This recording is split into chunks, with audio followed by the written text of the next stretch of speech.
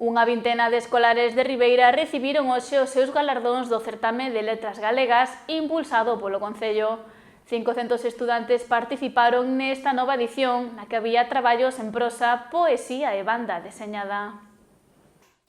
O auditorio de Ribeira encheuse esta mañá de alegría, música e teatro co peche da 33ª edición do concurso escolar das letras galegas do Concello.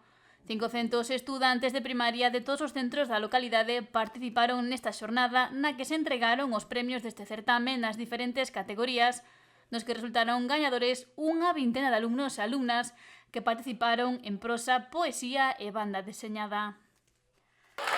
Imos para a categoría B, que están aquí os lotiños de premios. Atentos, atentas.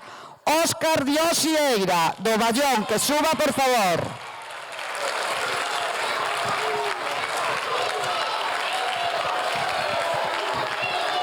Parabéns, Óscar. Atentas, atentos. Carlota Sieira Moreira Pinto, de Palmeira.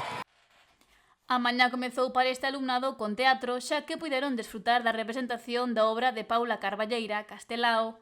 Tampouco faltou a música a cargo dunhas pequenas cantareiras do Ceipo Grupo nesta conmemoración das letras galegas. O alcalde de Ribeira, Luís Pérez Barral, e as concelleiras de Cultura e Educación Antía Alberte e Cruz Ribadulla acompañaron os escolares neste punto final dun novo certame das letras galegas, no que a calidade das obras presentadas foi moi elevada.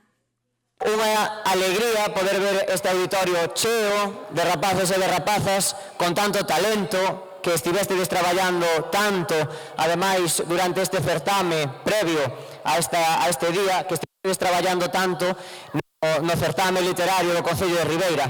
E ademais, que todos e todas vós, xunto cos vosos profes e profes, pois estivestedes traballando un tema importantísimo este ano, que é a celebración do Día das Letras Galegas, as cantareiras.